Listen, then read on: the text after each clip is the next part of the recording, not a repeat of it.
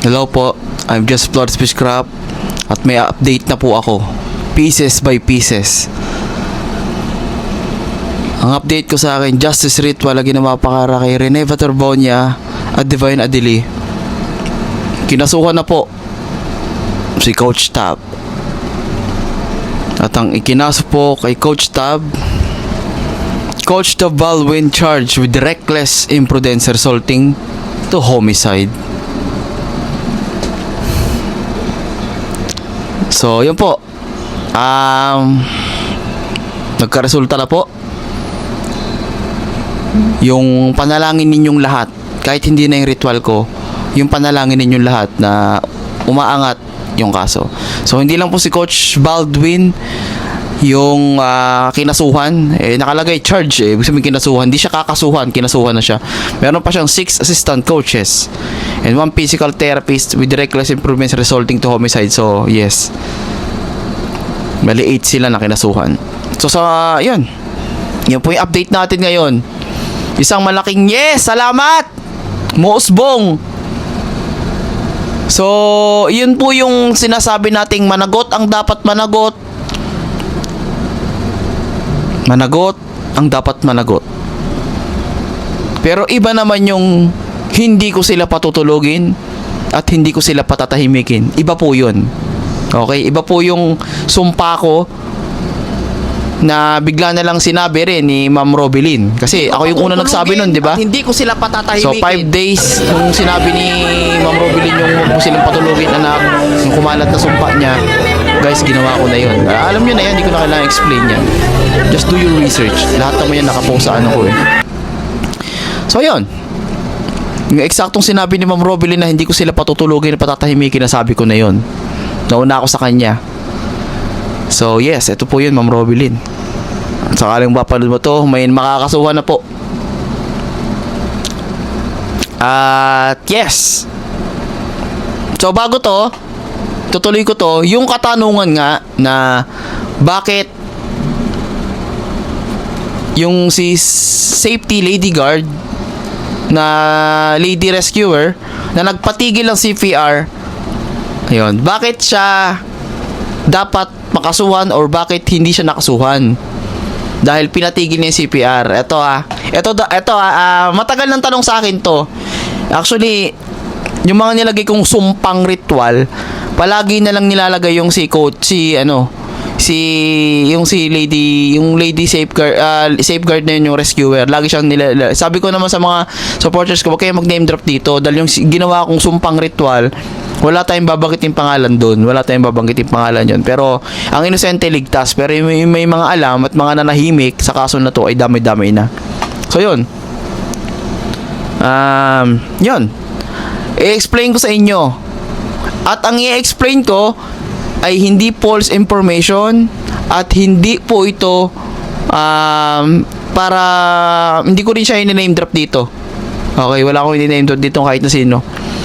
Ang in-name drop ko lang dito ay si Ma'am Robilin, si Reneva Torbonia, tsaka si Divine Adili. Pero yung iba, yung nasabing universidad, o yung mga survivors, ito nga si Coach Tab, yan, siya, binanggit ko na siya kasi siya yung ano na dito eh. Binanggit na rin naman na siya eh. Yun. So, explain ko na nga. Bakit niya pinatigil yung CPR? Bakit niya pinatigil yung CPR? Ito na sense ko lang ha. Okay, ito ngayon walang sasagutin to. Humarap siya doon sa Senado. Pero yung sagot na to ay alam ko na simula pa nung una siyang in-interview. Alam ko kung bakit niya pinatigil yung CPR. Bakit pa ipapatigil CPR? Alam na niyang patay na si Rene.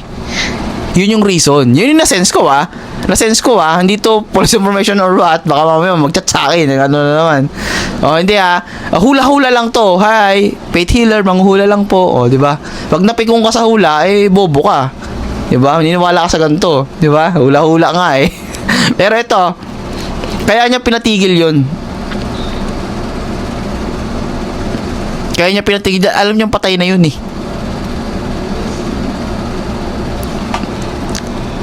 But, syempre, ito na-sense ko lang talaga to. Hindi ko siya dinedepensahan pero sasabihin ko yung buong katotohanan. Na-sense ko Na-sense ko. Siya lang makapag-confirm nito. Actually, nakakaawa din yung rescuer na yun. Ginampanan din talaga niya yung trabaho niya. Nandun sila. O, kita nyo naman eh. Kung bakit niya pinatigil si alam na niya from the start na patay na yun. Yung sinasabi niyong bumuga ng tubig, yung katawan ni Rene noon ay lumabas, syempre sa bigat, syempre sa diin ba naman, 'di ba? Mga ninervyos niya sa diin nung pag ano sa kanya doon. Pag ganun sa kanya, nakabuga ng yung katawan niya, yung natitirang tubig. Magre-react talaga yung katawan noon. So, katawan niya rin nung times na yun, ay talagang dedo na. At wag na rin kayo magtaka, sabi ng iba, hindi na raw dinala sa operating room o nilagay man lang sa emergency, diretso morgue. Kasi nga patay na siya eh. Kaya doon siya dinala ng mga nagresponde. Yun yung reason, yun yung tunay na reason doon. Na kakapag-confirm lang nito, ayun. Alam niyang patay na yun. Si Rene. Alam niyang Rene is already gone. Kaya pinatigilan niya yung CPR. Siyempre, bakit nga niya ginawa yun? Kasi, siyempre, natakot yan. Natakot yan. Yung nasabing yun, siyempre, di ba? Alam niya na ang mga makakambangga niya ay malalaking tao. Alam niya na mayayaman. Na alam niya na magtatanong ka pa lang. Alam niyo, yung mga taong gano'n, yung mga takot sa katotohanan, yun yung magtatanong ka pala, magpapadala na agad ng abogado. Diba, yung resort nga ay madadamay pa rito, pero tandaan nyo, yung resort, pinadalahan din ng abogado yan. Nang kung ano mang universidad yun, hindi natin babanggitin dito kung ano yun. So, ako ba, galit ako kay Lady Guard? Hindi, naawa ako sa kanya. Hindi ko siya sinisisi na si Rene ay namatay dahil pinatigil si Pierre, hindi ho. Alam na ho niya na hindi ho bobo yun. Nakita niyo yung medal, yung mga ano niya, mga medals niya. Matalino ho yun, rescuer. Yun ho ay bihasa na. Alam niya po ang buhay na may isasalba pa sa hindi. Kung si Rene sa pagkakataon na yun, hindi nila naisalba, napakarami na rin hong buhay na naliligtas niyang si Lady Rescuer na yan. So, ako para sa akin na sana huwag kayo magalit sa akin, pero hindi ko naman binabago opinion niyo sa kanya. Nakakawa siya. Para sa akin, si Lady Rescuer nga. Kaya niya pinatigil yung CPR na yon dahil alam niyang wala na yun. Yung nakuha nilang baka, alam na niya. Tsaka, syempre, di ba? Ikaw ba naman, kilalang universidad. Tapos, syempre, malay mo, mahirap kasing ano eh. Pero, si Rene talaga nahising talaga to. Nahising talaga. Wala naman tayong binabanggit na pangalan. Wala naman tayong inaakusahan ng diretsyo. Pero base nga sa aking sense, nasimula pa lang sinasabi ko nung June 9 pa lang. Kasi June 8 siya namatay. Tapos June 9 nila in-announce. Doon pa lang sa June 9 yan, dali-dali ako nag-upload ng video. Sinabi ko may foul play dyan. Tapos sinabi nila, purely accident lang yan. Walang foul play. Pero nung gumawa akong justice ritual, bigla na lang na iba yung takbo. Hindi, may foul play pala. O, di ba, may sinibak pa silang doon, investigador. Kasi mali siya ng deduction, mali yung mga sinabi niya. Bakit niya dinadak agad na yun nga. So, fast forward tayo, yun yung reason. Natakot yung pero nasa kanya pa rin ang katotohanan. Na ito po kasi yung totoo niyan eh. Kaya pinatigil ko yung na yun, yung CPR. Kasi alam ko yung beyond saving na patay na ho talaga siya.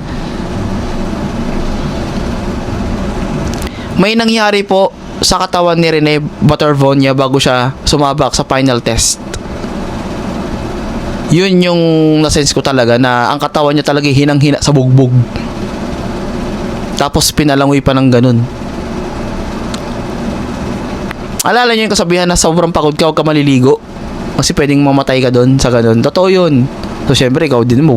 Although wala tayong inaakusahan, wala akong name drop na universidad, wala akong sinasabing pangalan, wala akong sinasabing kung sino. Pero may nangyari ho talaga kay Rene Batervonia doon. At itong pagkakakaso kay Coach Tab ay malaki itong hakbang. Actually, dito na nga matitigil yung mga haka-haka nga, mga false information daw. Na si Rene doon lang talaga na matay sa sports na alam din niya kung paano laruin. Ang langoy, swimming, magaling lumangoy yun, tapos nalunod siya, posible. Huwag yung gawin takam, Panginoon. Ang tao magiging kaya niyong ang tao ay maguguyo. Pero ang mata ng Diyos, hindi nyo maluloko ang Diyos. Mas nakamamatay ho ang karma ng Panginoon kesa sa pakulong lang. Kasi pag Diyos ang nagparusa, mas danaisin nyo na lang sana si Satanas na lang nagparusa sa akin. Kasi matindi ho magparusa ang Panginoon, baka akala ninyo. Yes, all God is forgiving and with everlasting love. Pero don't forget, it's not Satan who created hell. It's God who created God. It's God who created Satan and it's God who created hell. Satan did not create hell.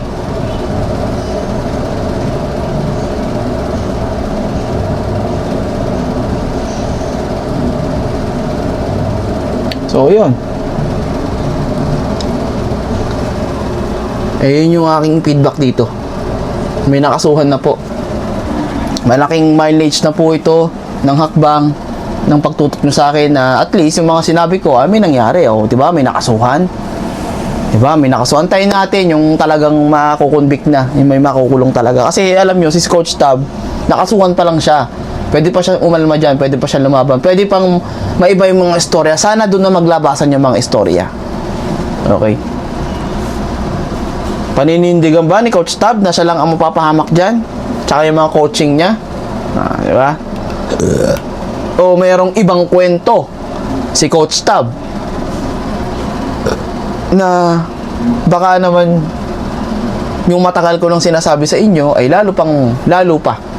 Sana nga matuloy na yung pakikipag-usap ni Mama Robilin sa mga kagaya ko. Kahit hindi na ako yung makausap niya, pero kasi, di ba? Mas maganda na iba na lang pala yung makausap ni Mama Robilin na kagaya ko na faith healer or spiritualist. Kung papasok man siya sa spiritual na daan. Para yung mga sinabi ko, lalo nilang makakonfirm. Di ba? Lalo nilang makonfirm na totoo lahat ang mga pinagsasabi ko. Nauulitin na lang nila yung sinabi ko. Yung mga sinabi ko. May power play. Yan.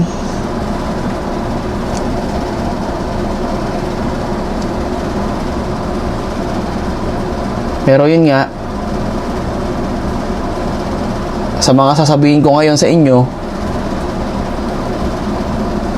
mayroon pa hong mga revelasyon na malalaman ninyo. May mga revelasyon pa po na malalaman ninyo. This is gonna be good. This is gonna be a fight. Kasi kailangan labanan to ni Coach Tab Diba? Kailangan itong labanin. Siya lang din ang makakapagpatunay na wala nga talagang nangyaring hazing doon. Diba? Aakuin niya. Aakuin niya yung kasalanan na kapagbayaan niya yun.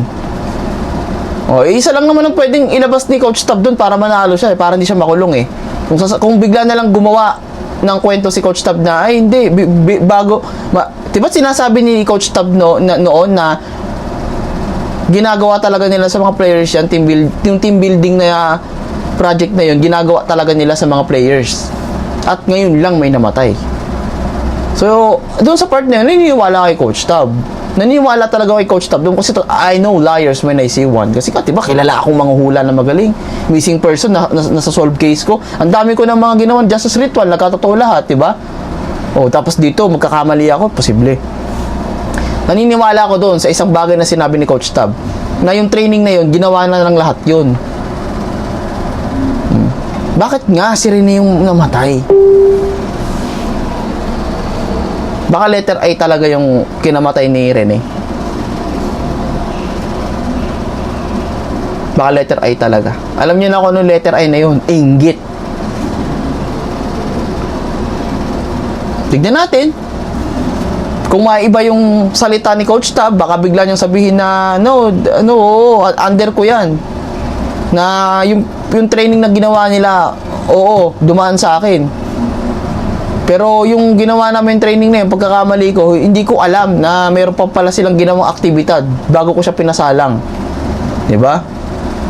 Yun ang, ayun, sabihin niyo yung totoo. Yung totoong totoo talaga. Yung buong katotohanan. Kasi paligoy-ligoy dyan Siyempre, yung mga ibang vloggers naman, yung mga ibang vloggers na nagle-lecture ng about sa batas, kung bakit daw matagal, kasi nga may mga process. Oo naman, oo. Siyempre, bumukha talaga silang ano yan. Kumbaga, ini-educate nila tayo. O, tulad yan, o. Sa tinagal ng isang buwan na, o, ngayon lang siya nakasuhan, ngayon lang siya na-charge. Pero ito naman ang rebat ko sa mga naggagaling-galingan na nagbibigay ng kaalamanan sa tao. Alam nyo, hindi hahaba yan kung hindi puro kasinungalingan sinasabi nila. Kasi, oo, nagbigay nga sila ng statement. Paano kung coordinated na puro kasinungalingan? Diba? Oo, tatagal. Alam nyo, kung honest lahat, kung nagsabi na lang ng totoo, di na tatagal yan. Kasi, syempre, yung iba, masyado silang takot dahil alam nila yung totoo, ikakapamak nila, tumagal. So, wag po tayong galing-galingan din. Wag po tayong galing-galingan din sa pag-iimbestiga. Oo, ine-educate nyo yung tao, ine-educate nyo yung tao, di ba? Yung mga tao, yung kung anong dapat, kung paano tumatakbo ang proseso ng batas. Paano kung yung mga statement nila, puro kasinungalingan? Ayan, tumagal na.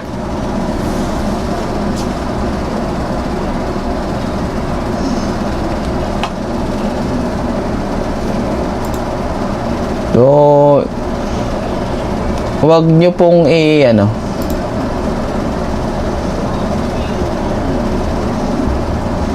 wag nyo pong masyadong ibahin yung tumatakbo yung kasi kaya umaano ng tao dyan ay dahil nga ayan, kaya ang tao umaalma dyan kasi nga talagang may nangyaring foul play dyan at si Coach Tab yung kinasuhan. So yung iba siguro ano na nga, absuelto na nga, diba?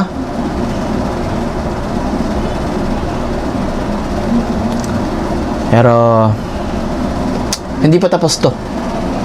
Meron pa akong susunod na video. At syempre yung mga kada mangyayari sa kaso na to, dahil sabi ko nga sa'yo, di ba tutuhanin ko, hindi ko na ito patatagalin. Meron pa po kayong mga malalaman. May mga malalaman pa po kayo, may mga dapat pa po kayong abangan. Saan pupunta to? Ayoko mo ng pangunahan yan kasi diba nga naka-ritual yan at gagawa pa tayo ng revenge video. Revenge ritual. Para magsalita na yung mga dapat magsalita. Diba? Masyado kasi play safe eh. Diba may mga play safe talaga eh. May mga play safe talaga.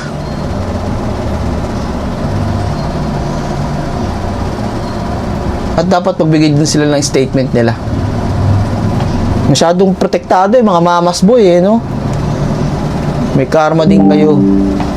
Wala akong binabagit na pangalan, pero antayin nyo. Ako na mismo yung magdi-deliver ng karma nyo.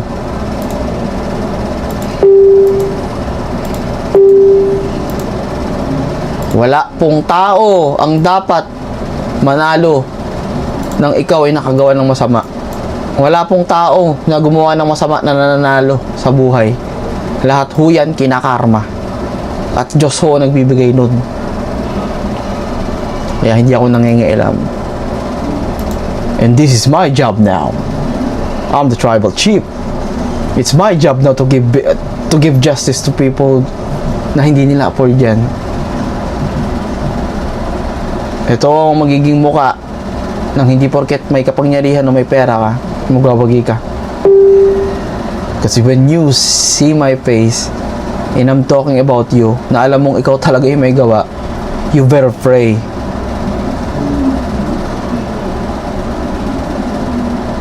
Because something's bad gonna happen to you. Kaya ako sa inyo, habang may oras pa, magsisi na kayo, ibigay nyo na yung kwento nyo, maging witness kayo, labanan nyo yun. Diba? Kung talagang ka-teammates nyo yung namatay, kung talagang kaibigan nyo yung namatay, ipaglaban nyo.